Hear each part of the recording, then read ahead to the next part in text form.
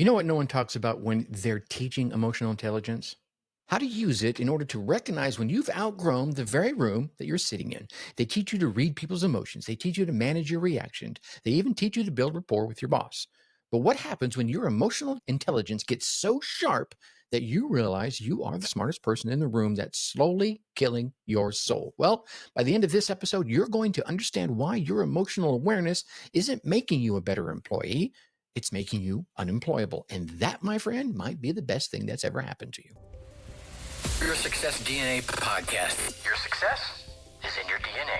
What is up? What is up? What the hell is up, my fellow success seekers? Welcome back to another episode of Your Success DNA, the podcast for my aspiring entrepreneurs and 9-to-5 escapees. It's for everyone, really, but I kind of focus in on you folks trying to break free of that 9-to-5 grind. Each episode delivers mindset shifts, habit upgrades, and a little dose of rebellion, helping you break free from convention to build not just a business, but a life aligned with your version of success. And if you know someone that's dreaming of ditching the grind and still makes a little bit of time for some self-help and some personal development, you might want to forward this episode to them. Okay, so first, in today's episode, I'm going to show you why traditional emotional intelligence training is actually designed to keep you trapped in a system that does not serve you and how you can flip that script to serve your freedom instead. Second, we're going to dive into the 3 inner emotional signals that let you know that your inner entrepreneur is ready to break free, even when your logical brain is still up there making excuses. And third, I'm going to give you the exact framework for using your emotional awareness to navigate the complex feelings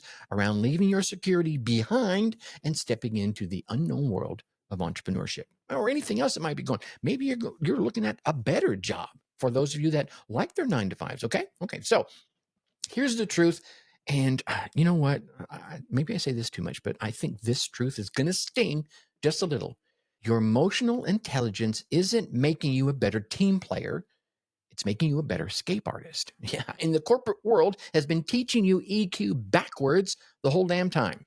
Let's talk about Doris for a minute. Doris is a marketing director at a Fortune 500 company, and she was really, really good at reading the room. She could sense tension, maybe right even before it erupted, navigate office politics like a chess master, and manage up so well that her boss thought she was completely indispensable. And in many ways, she was. But here's what happened.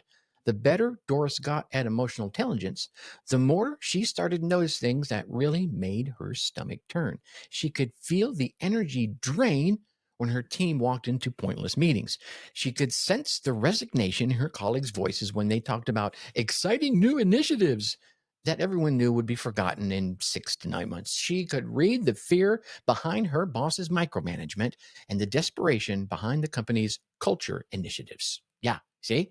Doris's emotional intelligence had become so razor sharp that she could feel the collective soul crushing happening in real time. And instead of using that awareness to become a better corporate player, she started to use it to plan her exit strategy. Yeah, she began reading the room a little differently. Instead of asking herself, how can I succeed here? She started asking, what is this environment doing to me and everyone else that's in it? Instead of managing her emotions to fit in, she started honoring them as data about what it was she truly wanted in her life. I want you to think about this not in the terms of leaving to start your own business, but maybe leaving to go somewhere else that's better suited for you as a person. Within 18 months, however, Doris had launched her own consulting practice, not because she hated her job, but because her emotional intelligence had evolved beyond what that environment could contain. Yeah, maybe you're there too. Okay. So let's get tactical with this, shall we?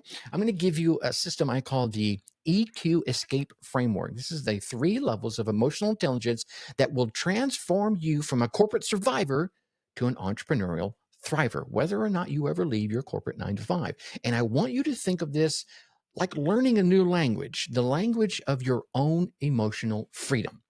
Level 1 is emotional awareness. This is where you start paying attention to the emotional climate that's going on around you. But here's the key, not to adapt to it, but instead to evaluate it. I don't want you to be so aware and see the emotional climate and then adapt to it. No, start to evaluate it instead. You're going to become an emotional anthropologist in your own workplace. I want you to ask yourself some really hard questions. What's the dominant emotion in most meetings that you attend? Hmm? I can hear some of you right now. It's probably not excitement, is it? Is it dread? Is it weariness? Is it, oh my God, this again, right? Yeah. Is it that weird corporate fake enthusiasm that makes your skin kind of crawl a little bit? Yeah, okay. I see a few more hands. I can imagine a few more hands popping up right now. How do you feel in your body after a typical workday? Are you energized? Or do you feel like you've been emotionally drained by some, I don't know, emotional vampire kind of sucking everything out of you? Yeah. Here's a big one. What emotions are you suppressing to be professional? He says with air quotes, because I guarantee you that you're doing it. We all are. When do you feel most alive during your work week? It's Friday. Yeah. Okay. When do you feel the most dread? Monday morning, maybe. Okay. I want you to start tracking this stuff like your freedom depends on it, because you know what? It actually does. Now, level 2 is the identity misalignment detection. Identity misalignment detection. I need to come up with some acronyms for this. This is where you're going to use your emotional intelligence to recognize when your authentic self is in conflict with your professional role. And trust me, if you're listening to this podcast, you'll probably have some conflict happening inside yourself, inside your authentic self versus your professional role. I want you to notice when you're code switching your personality for work, when you're just shifting personalities. And for those of you listening, I know you know what I'm talking about. When you walk into the office and suddenly you start using different words, you have a different energy. Maybe even your voice changes a little bit. It gets a little higher, gets a little lower. Pay attention to which of your ideas you're self-censoring.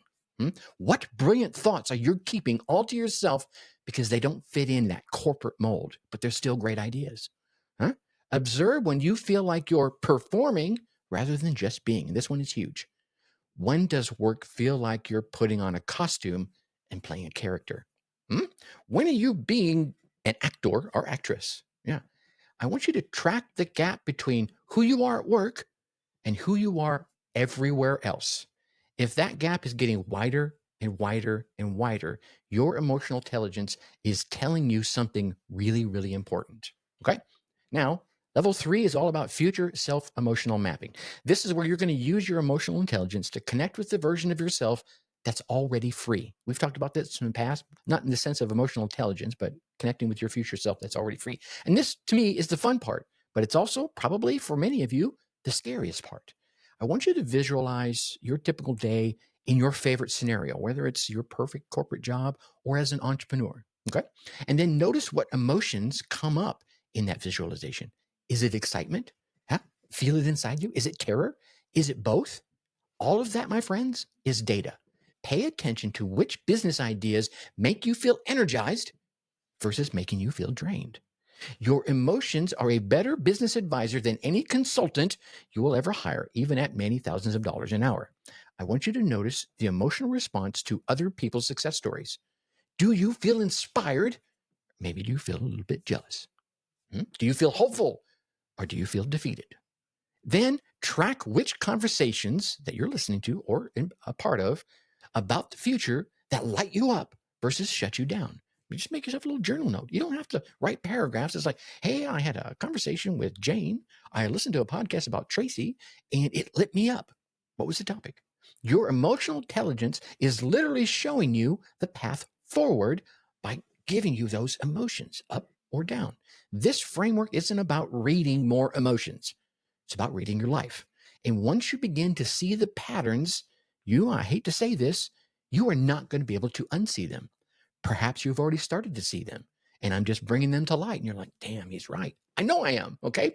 That, my friends, when you can't unsee them anymore, that is when the real transformation begins.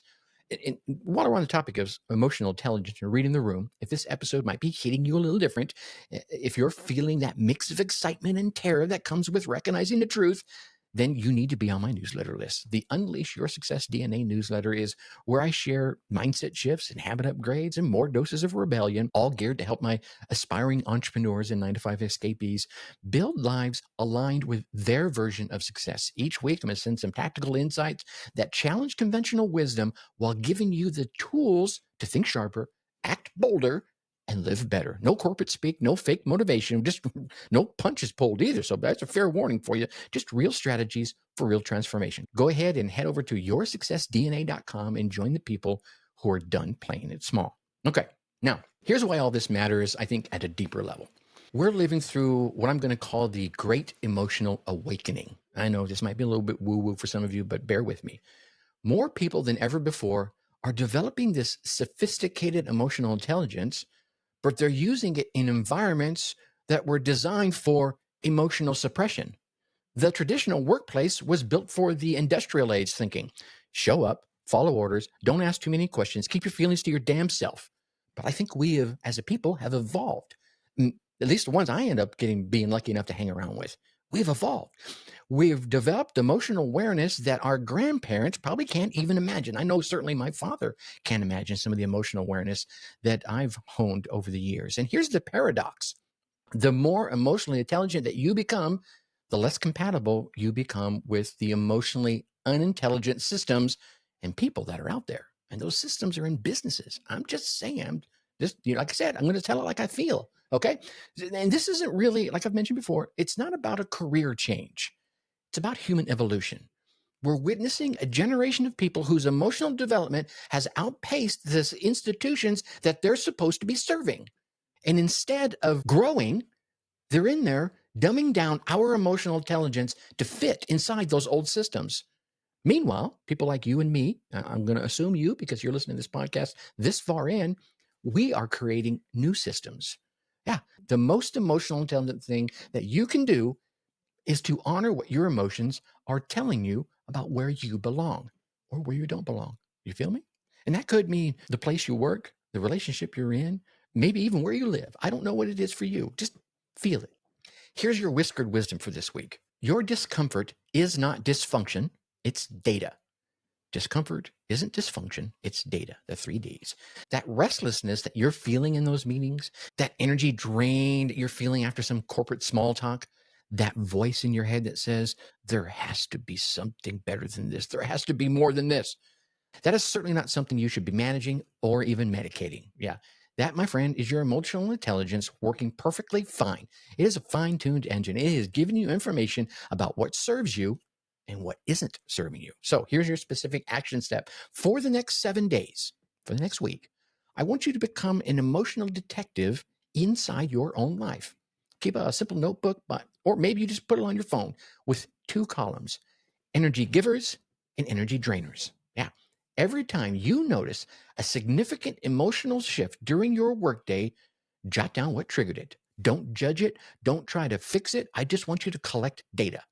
By the end of the week, you're going to have a clear emotional roadmap of what's working for you and what's not working for you. And that map, my friend, might become your escape plan. Okay?